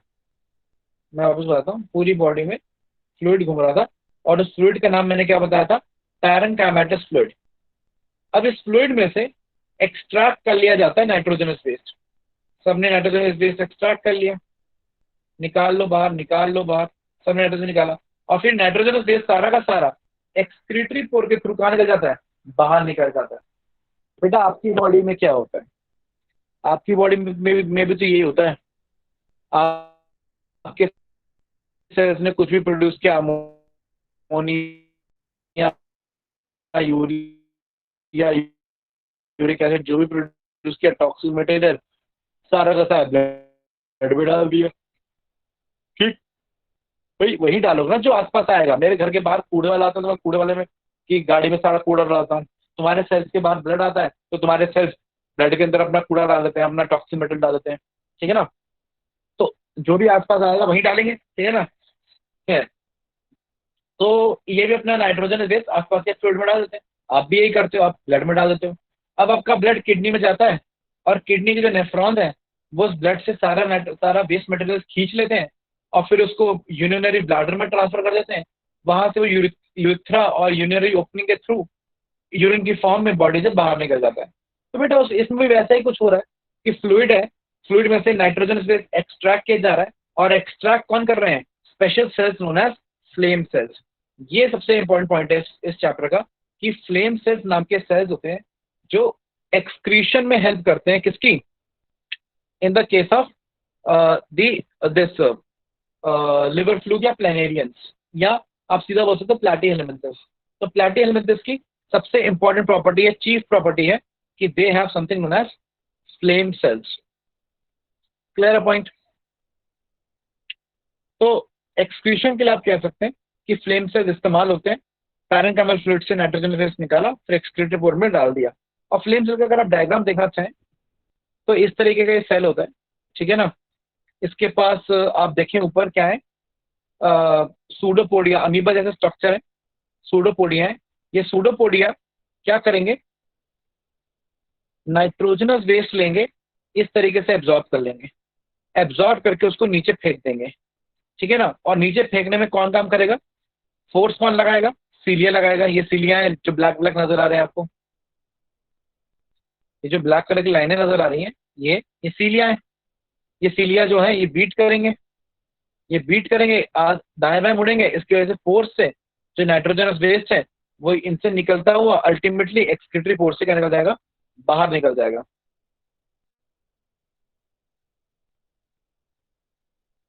तो इस तरीके से ये काम करते हैं। जब सीलिया बीट करते हैं तो ऐसा लगता है जैसे कि कोई कैंडल का फ्लेम चल रहा है, इसलिए हम इसका नाम फ्लेम सेल्स बोलते हैं। ठीक है ना? अच्छा, फ्लेम सेल्स के ग्रुप को, पूरी की पूरी एक ब्रांच को हम एक और नाम देते हैं प्रोटोनेफ्रिडिया। Proto initial nephridia. तो प्रोटोनेफ्रिडिया बोला जाता है। क्या बोला मैंने बोला प्रोटो नेफ्रिडिया।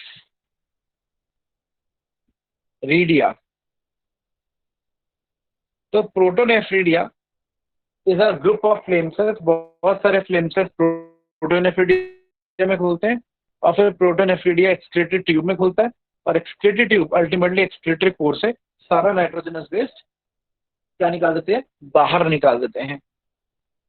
ठीक, सो that is all about the excretory system of the platy helminths. अच्छा, जैसे कि मैंने बताया ये पैरासिटिक होते हैं।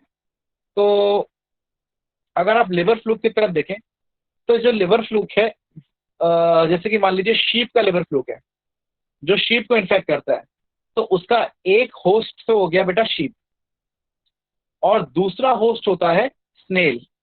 मतलब ये शीप से स्नेल में जाता है, स्नेल से वापस शीप में आता है। इस तरीके से अपनी लाइफ साइकिल क्या करता है? गुजारता है। मैं एक हिंट दे देता हूँ, आपके सिलेबस में नहीं है ये डिटेल में, बस आपको एक आइडिया दे रहा हूँ कि किस तरीके से एक पैरासाइट ऑर्गेनिज्म काम करता है, आपको समझ में आ जाएगा। अब देखिए होता क्या है, मान लेते हैं कि शीप के लिवर के अंदर बहुत सारे ये हैं, फैसियोला हैं, या आप कह सकते हो लिवर फ्लूक है। अब लिवर फ्लूक ने रिप्रोड्यूस किया तो एग रिलीज किए। अब जो एग रिलीज किए उनके पास तो सकर है नहीं, है ना? अटैचमेंट के लिए कोई स्ट्रक्चर नहीं है। तो जो एग है वो लिवर से होते होते एलिमेंट्री कैनाल में आ जाएंगे थ्रू द बाइल जूस। मैं लिवर बाइल जूस रिलीज करता है एलिमेंट्री कैनाल में, उसके थ्रू वो एग्स आ गए एलिमेंट्री कैनाल में। किसके एलिमेंट्री कैनाल में? शीप के एलिमेंट्री कैनाल में। अब शीप ने जब अपना वेस्ट रिलीज किया, जब उसका वेस्ट एनस से बाहर गया, तो ये जो एग्स है वो भी किससे बाहर चले गए? एनस से बाहर चले गए। अब वही एग्स डेवलप करके लार्वा बन गए। ठीक है ना। कौन सा लार्वा? मिरासीडियम लार्वा, ठीक है ना। फिर ये लार्वा स्नेल की बॉडी में एंटर कर गया, स्नेल की बॉडी में कुछ देर ये डेवलप हुआ, फिर एक दूसरा लार्वा करकेरिया लार्वा बन के बाहर निकल गया। फिर एक करकेरिया लार्वा एक ने एक और फॉर्म ले ली, मेटा करकेरिया लार्वा, जो फिर घास में पड़ा रहा। भाई भाई स्नेल के पहले लार्वा स्नेल में आया, स्नेल में थोड़ा डेवलप किया, एक नई फॉर्म ली और स्नेल की बॉडी से बाहर निकल गया, घास में आ गया। अब जब घास में लैंड पे आ गया, शिप ने जब वो घास खाई तो वापस ये लार्वा इसकी बॉडी में आ गया। अब लार्वा इसकी बॉडी में आया, उस लार्वा का मेटामॉर्फोसिस हुआ, डेवलप हुआ, एडल्ट बन गया। मतलब जो एडल्ट है वो उसके शीप के लिवर में रह रहा है और जो लार्वा है वो स्नेल में रह रहा है, ठीक है। रिप्रोडक्शन शीप में हो रही है, इसलिए शीप हो गया प्राइमरी होस्ट और जो स्नेल हो गया वो क्या हो गया? Secondary host. तो इसके दो होस्ट होते हैं, शीप होता है और दूसरा क्या होता है? स्नेल होता है। अच्छा, शीप मैंने इसलिए बोल रहा हूँ क्योंकि मैं उस लिवर फ्लूक की बात कर रहा हूँ जो शीप को इन्फेक्ट कर रहा है।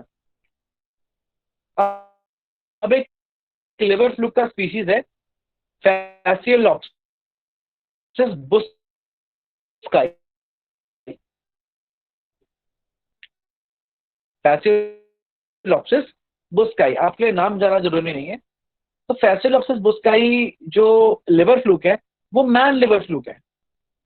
उसमें जो एडल्ट होता है वो मैन में रहता है, मतलब यहाँ पे शीप हटा दो और शीप की जगह मैन रख दो, बाकी सारी लाइफ स्टाइल क्या रहेगी?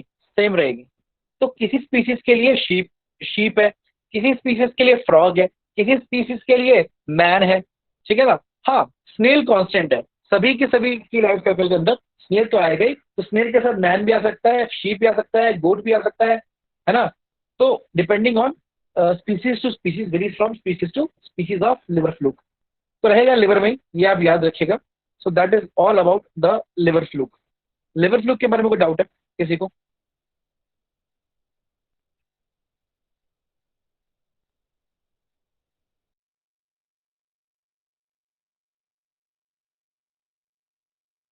फिर आगे बात करें।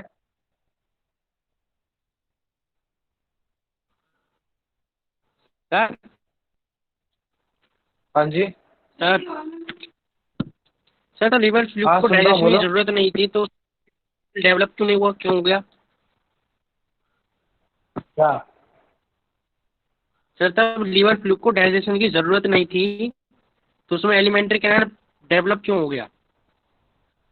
बेटा वो तो एडल्ट है ना, जिसको डाइजेशन की इतनी जरूरत नहीं है। लेकिन जो लार्वा है वो तो कई बार फ्री भी रह रहा है, पानी में भी रह रहा है ना, कुछ टाइम लैंड में भी गुजार रहा है, तब तो खाएगा पिएगा तो डाइजेस्ट तो करेगा ना, हमेशा तो ना पैरासिटिक है। तो लार्वा में डेवलप होगा तो एडल्ट में भी रिफ्लेक्ट करेगा ही, समझ गए? Yes sir. और दूसरी बात बताता हूँ, पैरासाइट तो एक ऑर्गेनिज्म एडाप्टेशन में बनता है ना। भाई ये तो इवोल्यूशन हुआ होगा ना, कि पहले पहले जब लिवर फ्लू आए होंगे थोड़ा ना वो पैरासिटिक होंगे, तो पहले तो नॉर्मल रहे होंगे। फिर जब उनको न्यूट्रिशन की थोड़ी कमी हो गई या न्यूट्रिशन के मतलब का फिर बाद में उनका कंप्लीट एक सिम्बायोटिक रिलेशनशिप सेटअप हो गया, क्या सिम्बायोटिक कह रहा हूँ, एक पैरासिटिक रिलेशनशिप सेटअप हो गया शीप के साथ या मैन के साथ। तो ये तो एज एन एडाप्टेशन डेवलप हुआ है ना पैरासिटिज्म, तो है ना। Yes sir. हाँ, और किसी को कोई डाउट? सर ये जो प्लेनेरिया के डायग्राम में पैरेन्काइमा के सेल्स हैं, ये सिर्फ प्लेनेरिया में नहीं, सारी प्लैटिहेलमिंथस के स्पीशीज में होते हैं ना? यस, सभी फ्लैट है, किसी के बीच बॉडी के बीच में स्पेस नहीं है।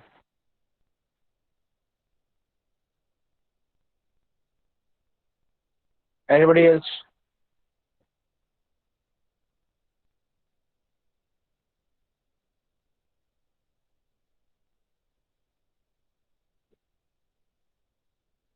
चलिए फिर कुछ और कोई डाउट नहीं तो आगे बात करते हैं। अब आगे हमारे पास अगला ऑर्गेनिज्म है इसी का भाई, टेप वॉर्म। टेप वॉर्म क्यों? क्योंकि भाई टेप जैसा नजर आता है, चपटा है तो टेप जैसा है तो टेप वॉर्म हो गया। अच्छा, इसमें क्या होता है, एक तो इसका हेड होता है जिसको हम स्कॉलेक्स भी बोलते हैं, फिर इसकी गर्दन होती है जिसको हम नेक बोलते हैं, और फिर इसके इंडिविजुअल टुकड़े होते हैं जिसको हम प्रोग्लॉटिड्स बोलते हैं, ठीक है ना। अब इसका जो एक प्रोग्लॉटिड है, अगर मैं आपको बताऊं, डायग्राम देखें, तो इसका एक प्रोग्लॉटिड अगर आप देखोगे तो वो अपने आप में इंडिविजुअल ऑर्गेनिज्म है। कैसे? भाई उसके पास वेजाइना भी है, ओवरी भी है, जेनिटल पोर भी है, टेस्टिस भी है, यूट्रस भी है, मतलब अपने आप में वो एक पूरा का पूरा ऑर्गेनिज्म है, एक इंडिविजुअल प्रोग्लॉटिड। अच्छा, इसकी डेवलपमेंट कैसे होती है? जैसे कि मैं बताया ना, आप ऐसा समझ लीजिए कि जब टेपवर्म पैदा होता है तो वो इतना सा ही होता है, इतना ही होता है उसका, उसका एक हेड होता है और एक नेक होता है और कुछ नहीं होता। फिर धीरे धीरे एक सेगमेंट बनती है, फिर दूसरी बनती है, फिर तीसरी बनती है, फिर चौथी बनती है, फिर पांचवी बनती है। इस तरीके से बाय हेल्प ऑफ बडिंग कह सकते हो आप, इस तरीके की कि बड्स बन रही है और अलग नहीं हो रही। तो इस तरीके से टेपवर्म क्या करता है, डेवलप करता है। ठीक। और इस इंडिविजुअल बड को हम स्ट्रोबिला, मतलब STROBILLA, या तो स्ट्रोबिला या तो जैसा भी ये नाम दिखा रखा है प्रोग्लॉटिड बुलाते हैं। क्लियर? अब जब एक बर्ड बनेगी तो होगा क्या ना कि मान लो एक बर्ड बनी, बन के भाई अब जब दूसरी बर्ड बनेगी तो पहले वाली आगे शिफ्ट हो जाएगी और नई वाली उसके हेड की तरफ आएगी। फिर जब तीसरी वाली आएगी तो फिर बाकी दो आगे शिफ्ट हो जाएंगी और एक नई, जो आखिरी वाली सेगमेंट है वो सबसे पुरानी है, मतलब सबसे पुरानी कौन सी हुई, आखिरी वाली, और सबसे नई कौन सी हुई, जो एकदम गर्दन के पास होगी, वो सबसे क्या होगी, नई होगी। ठीक। अच्छा, अब जैसे बर्ड बनती है ना, तो ना तो उसमें मेल रिप्रोडक्टिव पार्ट होते हैं, ना ही उसमें फीमेल रिप्रोडक्टिव पार्ट होते हैं। ठीक। फिर धीरे धीरे पहले बनते हैं मेल रिप्रोडक्टिव पार्ट, टेस्टिस बनता है, वासा डिफरेंस बनता है ना, ये मेल रिप्रोडक्टिव पार्ट बनते हैं। उसके बाद बनते हैं फीमेल रिप्रोडक्टिव पार्ट्स। ठीक। तो कहने का मतलब ये है कि जो शुरू के सेगमेंट्स होंगी उसमें ना तो मेल रिप्रोडक्टिव पार्ट होगा ना फीमेल। थोड़ा और आगे जाओगे तो फिर मेल रिप्रोडक्टिव पार्ट होगा और फीमेल रिप्रोडक्टिव पार्ट नहीं होगा।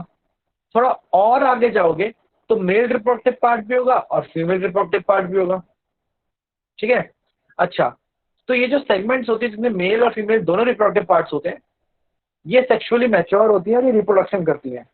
कभी सेल्फ फर्टिलाइजेशन, कभी क्रॉस फर्टिलाइजेशन, कभी एक सेगमेंट ने दूसरे सेगमेंट को स्पर्म दे दिया, कभी एक टेप फॉर्म ने दूसरे टेप फॉर्म को स्पर्म दे दिया। तो सेल्फ या क्रॉस फर्टिलाइजेशन करती है और फर्टिलाइजेशन के बाद जो एग्स हैं वो इसके यूट्रस में डिपॉजिट होना शुरू हो जाते हैं। मैं आपको आइडिया है ना, उतनी डिटेल इंपॉर्टेंट नहीं है। फिर जैसे ही एग्स यूट्रस में डिपॉजिट होना शुरू होते हैं, यूट्रस पूरा फैल जाता है और यूट्रस को जगह देने के लिए जो फीमेल रिप्रोडक्टिव पार्ट्स हैं, वेजाइना हो गया या ओवरी हो गई, या जो मेल रिप्रोडक्टिव पार्ट है टेस्टिस हो गई, ये सब डिजेनरेट कर जाते हैं और पूरे के पूरे प्रोग्लॉटिड में, स्ट्रोबिला में यूट्रस ही फैली रहती है। तो कहने का मतलब यह है कि जो आखिरी के सेगमेंट्स होंगी, जो सेक्सुअली मैच्योर हो चुकी होंगी, जो रिप्रोड्यूस भी कर चुकी होंगी, उसके अंदर आपको ना तो मेल रिप्रोडक्टिव पार्ट मिलेंगे ना फीमेल मिलेंगे, बल्कि सिर्फ क्या मिलेगा, uterus with lots and lots of eggs. तो इसी आधार पर मैंने इसके जो प्रोग्लॉटिड्स हैं या सेगमेंट्स हैं उन्हें 3 पार्ट्स में डिवाइड कर दिया। मैंने बोला कि जिसके अंदर मेल और फीमेल रिप्रोडक्टिव पार्ट दोनों हैं वो मैच्योर हो गए, मैच्योर प्रोग्लॉटिड्स। ठीक। जिनके अंदर किसी एक की कमी है, या भाई फीमेल रिप्रोडक्टिव पार्ट्स नहीं है या दोनों ही नहीं है, ठीक है ना, उनको बोल दिया इमेच्योर। मतलब मैच्योर से पहले वाले सारे क्या हो गए, इमेच्योर। अब जिनमें मेल रिप्रोडक्टिव पार्ट और फीमेल रिप्रोडक्टिव पार्ट बनकर रिप्रोड्यूस करने के बाद अब सिर्फ यूट्रस ही डेवलप हुआ है और वो डीजेनरेट कर चुके हैं, मतलब बनने के बाद डीजेनरेट कर चुके हैं, उनको हम बोलते हैं ग्रेविड प्रोग्लॉटिड। और ये ग्रेविड प्रोग्लॉटिड जब एग से भर जाते हैं, तो ये 1 बाय 1 करके रिमूव होते रहते हैं कि पहले लास्ट वाला रिमूव हुआ, फिर सेकंड लास्ट रिमूव हुआ, फिर थर्ड लास्ट रिमूव हुआ। तो कहने का मतलब ये है पुराने प्रोग्लॉटिड्स रिमूव होते रहते हैं और नए प्रोग्लॉटिड्स बनते रहते हैं, तो कंटिन्यूसली ग्रो करता रहता है कौन? Tape form. क्यों? क्योंकि डिग्रेड होने की जो स्पीड है वो बनने की स्पीड से मैच नहीं कर रही है, बन तेजी से रहा है और डिग्रेड स्लोली हो रहा है, इसलिए ओवरऑल क्या कर रहा है? ग्रो कर रहा है। खैर, तो ये पॉइंट है टेप फॉर्म के बारे में। अगर मैं इसका हेड देखूं तो इसके हेड में आप देखिए 4 सेक्टर्स हैं। एक तो ये नजर आ रहा है, 1 2 3 और चौथा उस तरफ है ना? जो आप इस डायग्राम में देख सकते हो, ये सामने से डायग्राम दिखाया गया, मतलब ये टॉप व्यू दिखाया गया कि आप ऊपर ऊपर वाले एंगल से देख रहे हो टेप फॉर्म को, तो आपको इसमें चारों सकर नजर आ रहे हैं, है ना? 1 2 3 4, और ये चारों ना सिर्फ सकर्स हैं। इन चारों में कोई भी माउथ की तरह काम नहीं करता, कोई भी ओरल सकर नहीं है, सब अटैचमेंट के लिए काम करते हैं। ऐसा क्यों? क्योंकि टेप फॉर्म के पास एलिमेंट्री कैनाल नहीं होता।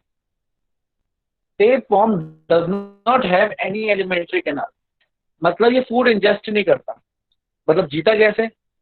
ये बॉडी सरफेस से ही ना digested waste digested material absorb कर लेता है। मतलब आपके इंटेस्टाइन में रहेगा, आप खाना खाओगे, खाना पचाओगे, डाइजेस्ट करोगे, ग्लूकोज बनाओगे। ये क्या करेगा? वही ग्लूकोज सीधा बॉडी में एब्जॉर्ब कर लेगा। सीधा बॉडी में एब्जॉर्ब किया, बॉडी के बाहर फ्लूइड घूम रहा है, वही पैरेन्काइमल फ्लूइड इसके साथ, उसी फ्लूइड में वो न्यूट्रिएंट्स चले गए, जो उनसे सेल को चीजें जो चाहिए वो मिल गया, अपना एनर्जी से काम बन गया। तो कोई माउथ नहीं है इसकी बॉडी में, कोई एलिमेंट्री कैनाल नहीं है, ठीक है ना? ऊपर की तरफ आप जो देख रहे हो लाल रंग का स्ट्रक्चर, जो आपको माउथ जैसा नजर आ रहा है, लेकिन वो माउथ नहीं है, वो सिर्फ रोस्टेलम है। वो एक ऐसा राउंड स्ट्रक्चर है जो कि अगेन अटैचमेंट में हेल्प कर रहा है, जिसके चारों तरफ हुक्स हैं। हुक समझते हो ना? हुक्स है इस तरीके से, और ये हुक अटैचमेंट में, मतलब कि जैसे कहते हैं ना एकदम जैसे हुक पे हुक फंसा देते हैं हम, अटैच हो जाते हैं, वैसे ये अपने हुक के थ्रू इंटेस्टाइन में क्या हो जाता है? अटैच हो जाता है। मतलब अटैच होने के लिए सकर्स भी हैं और हुक्स भी हैं। अच्छा, हमने क्या देखा था कि सकर्स लिवर फ्लूक के पास भी थे, लेकिन लिवर फ्लूक के पास हुक्स नहीं थे। तो हुक्स किसकी प्रॉपर्टी हो गई? टेप फॉर्म की प्रॉपर्टी हो गई। तो इसके पास हुक्स है अटैचमेंट के लिए, और हुक्स को रोटेट करने के लिए एक स्ट्रक्चर है रोस्टेलम, और 4 सकर्स हैं। तो ये टेप फॉर्म के बारे में। और टेप फॉर्म जो अपनी लाइफ साइकिल है ना, वो एक तो मैन में बिताता है, मैन के एलिमेंट्री कैनाल में रहता है, वहां रिप्रोड्यूस करता है, और धीरे धीरे अपने प्रोग्लॉटिड्स, मैंने बताया ना इसके जो मैच्योर प्रोग्लॉटिड्स टूट जाते हैं, टूट के बिखर जाते हैं। अब टूट के बिखरे तो एलिमेंट्री कैनाल में हमारे आ गए, हमारे स्मॉल इंटेस्टाइन से लार्ज इंटेस्टाइन में गए, और फिर एनएस के थ्रू, फीकल मैटर के थ्रू बाहर निकल गए, ठीक है ना? अब फीकल मैटर ने क्या किया? फीकल मैटर में क्या है? अब ये टेप फॉर्म के टुकड़े हैं, है ना? अब जो पिग है या काव है, ठीक है ना, मान लीजिए उनकी बॉडी में पहुंच गए डायरेक्टली या इनडायरेक्टली, भाई या तो वाटर कंटामिनेटेड हो गया, भाई किसी ने फीकल मैटर रिमूव किया या रिलीज किया आसपास के पॉन्ड या लेक में, तो वहां पर किसी गाय ने पानी पिया, भैंस ने पानी पिया, तो उसके एलिमेंट्री कैनाल में ये प्रोग्लॉटिड पहुंच गए टेप फॉर्म के।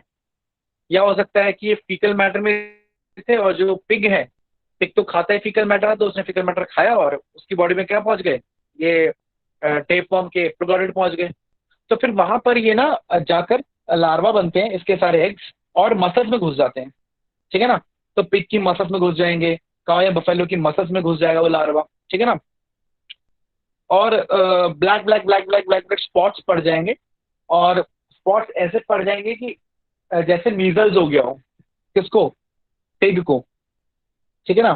खैर, तो फिर उस पिग का जो मीट बनेगा, जिसको हम पॉर्क कहते हैं, पिग मीट को पॉर्क कहते हैं, और या उस काऊ या बफेलो का मीट बनेगा जिसको हम बीफ कहते हैं, तो वो मीजली बीफ होगा या मीजली पॉर्क होगा। भाई मीजली पॉर्क या मीजली बीफ का मतलब MEASLY, मतलब मीजल्स जैसा दिखने वाला। मीजल्स होता है एक डिजीज जिसके अंदर एक पर्सन की बॉडी के ऊपर ना, एक पर्सन की बॉडी के ऊपर ब्लैक ब्लैक ब्लैक ब्लैक या red red red red spots बन जाते हैं। तो वैसे इसमें स्पॉट्स नजर आते हैं बहुत सारे। तो भाई मान लो ये पिग है, इसकी मसल्स में ये लार्वा घुसा हुआ है, किसका? टेप फॉर्म का। तो भाई वो ब्लैक ब्लैक सी अपीयरेंस देगा पूरे मीट में। भाई कोई भी एनिमल होता है, उसका जो पार्ट खाया जाता है वो उसका मसल्स वाला पार्ट होता है। ना एलिमेंट्री कैनाल खाया जाता है, ना इंटेस्टाइन खाया जाता है, खाया जाता है बल्कि मसल्स। और मसल्स में क्या घुसा हुआ है? लार्वा घुसा हुआ है। और लार्वा कैसे अपीयरेंस दे रहा है? मीजल्स जैसी। तो मीजली पॉर्क बोलते हैं या मीजली बीफ बोलते हैं।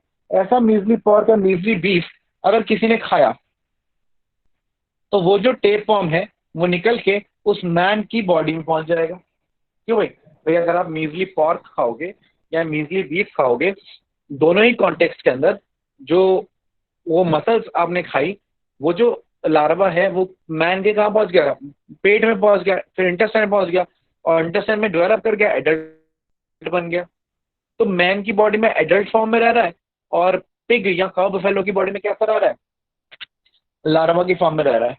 तो इसके भी दो होस्ट हैं, एक मैन और दूसरा पिग या बफेलो या काऊ। अच्छा, जो पिग वाला टेप फॉर्म है उसको बोलते हैं टेनिया सोलियम, और जो काऊ बफेलो वाला टेप फॉर्म है वो बोलते हैं टेनिया सेगिनाटा।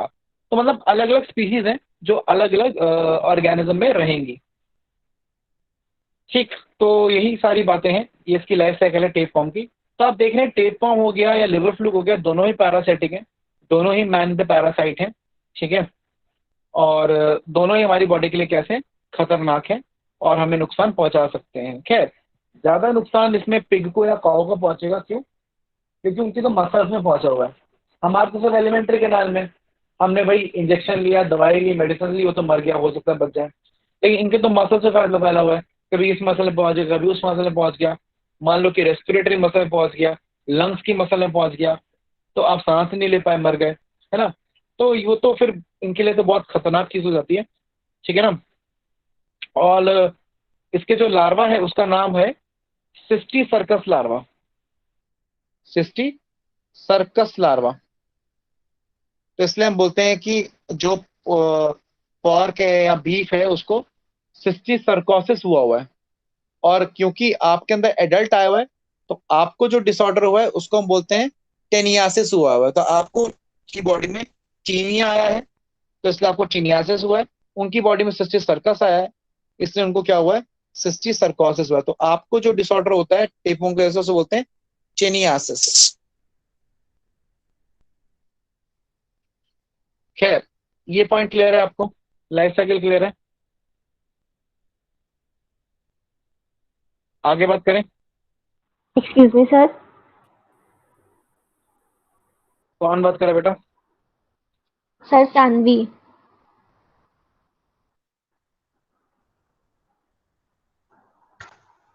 हाँ सानवी। सर एक बार मतलब एक ह्यूमन के इंटेस्टाइन में एक ही टेपवर्म रह सकता है ना?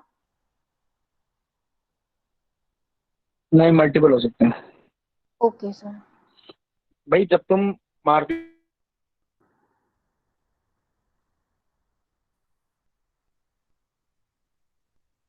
लो, तो तुम पॉर्क पॉर्क खाओगे या बीफ खाओगे, तो भाई एक मसल के अंदर हजारों टेपवर्म होंगे, हजारों, काफी सारे हो सकते हैं। हम्म। ठीक Saanvi. Yes sir. Anybody else?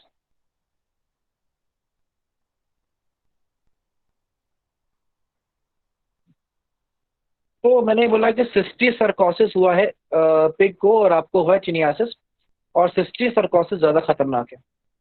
अच्छा, क्या आपको भी सिस्टिक सर्कोसिस हो सकता है? यस, आपको भी सिस्टिक सर्कोसिस होता है। यहाँ पे पिग और बफेलो की जगह आप भी हो सकते हैं, मतलब मैन से मैन को भी ये चिनियासिस हो सकता है। कैसे? कि भाई मान लें किसी की बॉडी में एडल्ट टेपवर्म था, उसका प्रोग्लॉटिड टूटा, फीकल मैटर से बाहर निकल गया। अब मान लो उसने वो फीकल मैटर रिलीज किया पॉन्ड में, लेक में, या एग्रीकल्चर फील्ड में। अब उससे या तो फूड कंटामिनेट हो गया, फ्रूट्स कंटामिनेट हो गए, या पानी कंटामिनेट हो गया, आपने वही पानी पिया, तो हो सकता है कि वही जो टुकड़ा है प्रोग्लोटेड है आपकी बॉडी में आ गया। तो अब जो लार्वा है वो आपकी बॉडी में बनेगा, और कहाँ जाएगा? मसल्स में। और मसल्स में जाएगा तो आपको सिस्टिक सर्कोसिस हो जाएगा, तो वो और खतरनाक हो जाएगा। तो ऐसा जरूरी नहीं है कि आपको टेपवर्म डैमेज करने के लिए पॉर्क या बीफ खाना जरूरी है। कंटामिनेटेड फूड और वाटर से भी ऐसा हो सकता है। इसलिए कहा जाता है कि खाना हमेशा पका हुआ खाना चाहिए, क्योंकि हीट हमेशा चीज़ों को किल कर देता है। और पानी भी बॉयल करके पीना चाहिए अगर आप श्योर नहीं है पानी के बारे में, या तो एक्वागार्ड हो या कोई प्यूरिफाइड वाटर हो। अगर ऐसा ना हो तो पानी बॉयल करके पीना चाहिए, at least it is always recommended. खैर, तो ये तो बात हुई इसकी। आखिरी में हमारे पास जो मैं आखिरी टॉपिक ले रहा हूँ, that is nervous system in platyhelminthes. अब प्लैटिहेल्मिंथस का नर्वस सिस्टम मैं आपको समझा रहा हूँ थ्रू प्लेनेरिया।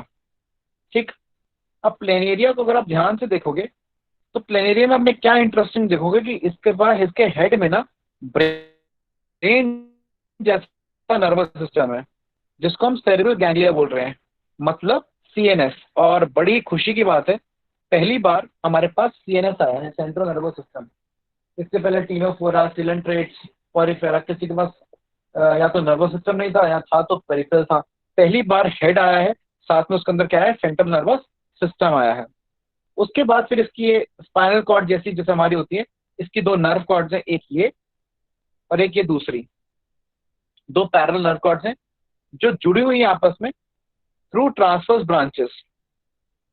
और ऐसा लगता है जैसे कि क्या बन गई है, एक सीढ़ी बन गई हो, है ना, लैडर बन गई हो, है ना, ऐसे लैडर जैसा ही बन गया सिस्टम। तो इसलिए हम बोलते हैं कि प्लैटिहेल्मिंथस के लिए जो नर्वस सिस्टम है वो लैडर टाइप नर्वस सिस्टम है, सीढ़ी जैसा nervous system, ladder type nervous system. तो कभी क्वेश्चन आता है which of the following organism या which phylum exhibits ladder type of nervous system, तो आप चुपचाप बोल देंगे platyhelminthes exhibit ladder type of nervous system. तो ब्रेन है और दो लॉन्गिट्यूडिनल नर्व कॉर्ड, जैसे हमारी स्पाइनल कॉर्ड होती है ऐसे इनकी नर्व कॉर्ड है, ठीक है ना, और फिर इनकी फैले हुए न्यूरॉन्स है पूरी बॉडी के अंदर। तो मतलब काफी सेंसरी है कॉर्न प्लेनेरिया भी और बाकी प्लैटिहेल्मिंथस भी। तो इतनी इंफॉर्मेशन आज प्लैटिहेल्मिंथस के बारे में काफी है। अगली बार इसके छोटे मोटे बेसिक पॉइंट्स दोबारा से रिवाइज करेंगे और पढ़ेंगे अगला फाइलम दैट इज एस्केहेल्मिंथस। तो आज की क्लास में इतना ही था। किसी के अगर कोई डाउट्स हैं तो आप मुझसे पूछ सकते हैं।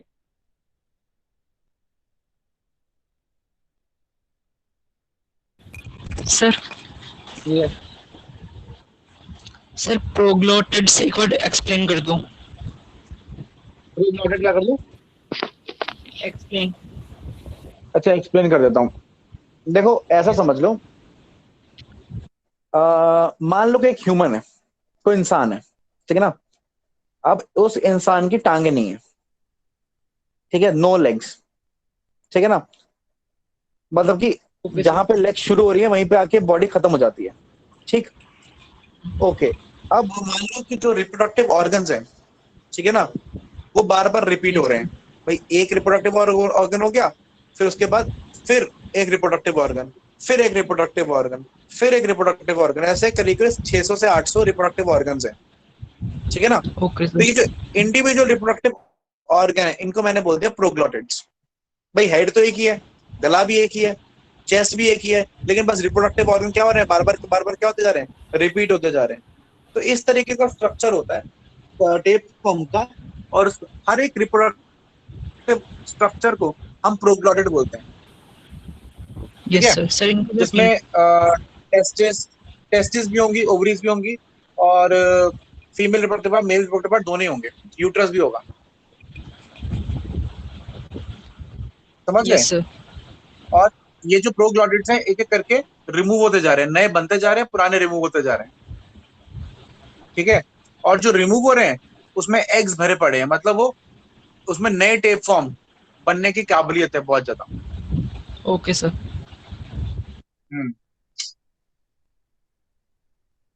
Excuse me sir. हाँ जी तारिक। सर इंटेस्टाइन में सर एसिड्स भी होते हैं, तो सर वो प्लेनेरिया को इफेक्ट नहीं करते? देखो ऐसा होता है कि एक तो पैरासिटिक एनवायरनमेंट, पैरासिटिक जो भी होते हैं ना, उनके अंदर कैपेबिलिटी होती है कि वो ऐसी कंडीशन को सर्वाइव कर पाए।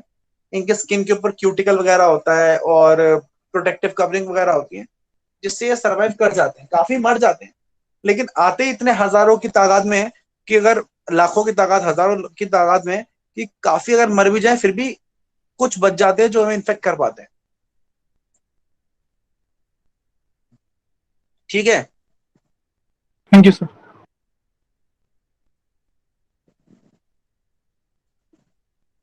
और कोई डाउट वाला? क्या सर इसकी जो 3 टाइप्स थे वो एक्सप्लेन कर दो एक बार। कौन से 3 टाइप्स? सर प्रोग्लॉटिस के जो हाँ 3 मैंने टाइप्स थे। मैंने बोला बेटा, देखो मैंने बोला बेटा कि प्रोग्लॉटेड ना धीरे धीरे डेवलप होगा। पहले डेवलप हुआ खाली था, मतलब कि उसमें जो बेसिक बेसिक कुछ स्ट्रक्चर था। फिर धीरे धीरे मेल रिप्रोडक्टिव पार्ट डेवलप हुआ, फिर फीमेल रिप्रोडक्टिव पार्ट डेवलप हुआ। जब दोनों डेवलप हो गए तो इन्होंने रिप्रोडक्शन किया। जब रिप्रोडक्शन किया तो यूट्रस में एग भरने लगे। जब यूट्रस में एग भरने लगे तो यूट्रस बड़ा होता गया, मेल और फीमेल रिप्रोडक्टिव पार्ट क्या हो गए? डीजेनरेट हो गए। तो भाई हमारे पास कुल मिला के 4 तरीके के प्रोग्लोरेड होंगे, है ना। एक जिसमें कुछ नहीं है, दूसरा जिसमें मेल रिप्रोडक्टिव पार्ट है, तीसरा जिसमें मेल फीमेल दोनों हैं, चौथा जिसमें यूट्रस पूरा डेवलप्ड है, मेल फीमेल डीजेनरेट हो चुके हैं। ठीक है ना? Yes sir. है ना। तो इसमें जिसमें मेल और फीमेल दोनों हैं उसको बोल दिया मैच्योर। Okay sir. इसके पहले वालों को बोल दिया इमेच्योर, और उसके बाद वालों को क्या बोल दिया? राइपेंड। Okay sir.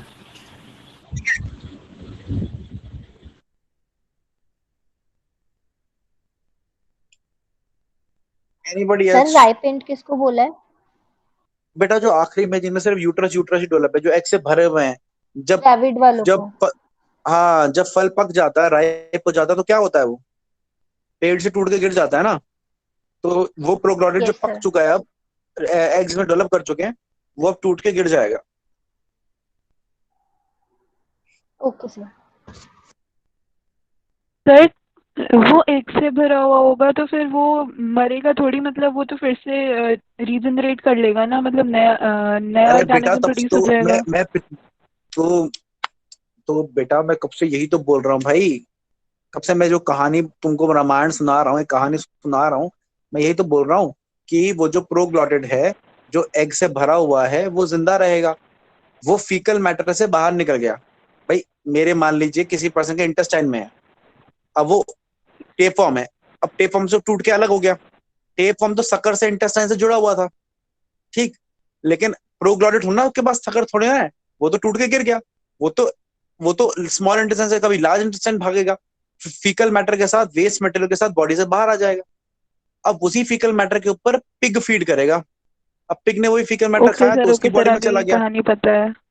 हाँ तो क्लियर है ना पॉइंट। तो वो एग है तभी तो वो आगे टेप फॉर्म बन रहे हैं, जिंदा है तभी तो बन रहे हैं, मरे हुए तो थोड़ी ना वापस जीता है। Anybody else? तो एंड सर तुमको मैं इनकी एक बात लाइफ बताता टाइम हूँ। कितना होगा? हाँ जी। सर फिर सर इस प्लेटफॉर्म की सर लाइफ टाइम कितना होगा फिर? बेटा लाइफ स्पैन तो वेरी करता है, फ्यू वीक्स मंथ्स से भी वेरी करता है। वो तो ऑर्गेनिज्म टू ऑर्गेनिज्म और सर्वाइवल टू सर्वाइवल वेरी करेगा, ऐसे फिक्स नहीं कह सकते। ठीक है। और मैं तुमको एक बात और बता देता हूँ कि आपके एनसीईआरटी में लिबर फ्लूक और ये प्लैटिहेलमिंथस जो है बहुत ही शॉर्ट में पैराग्राफ में एक में खत्म किया हुआ है। मैं बस आपको डिटेल थोड़ा थोड़ा आइडिया दे रहा हूँ ताकि आपको ओवरऑल कॉन्सेप्ट क्लियर रहे, कि आपको पता रहे कि पैरासाइट किसको बोलते हैं, किस तरीके से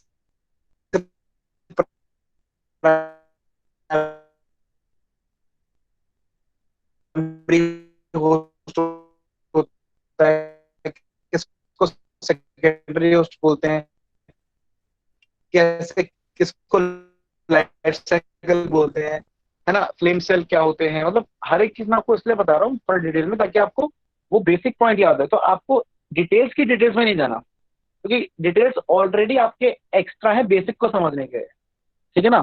तो don't go into details of details.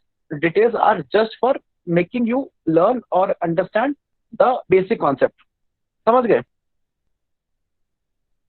और किसी को कोई डाउट? सर जो इनके नर्वस चलिए सिस्टम में किसी को कोई और डाउट नहीं है तो ट्रांसवर्स। फिर we'll see you in the next class. We'll talk about the next phylum Aschelminthus. Thank you very much. हाँ बोलो।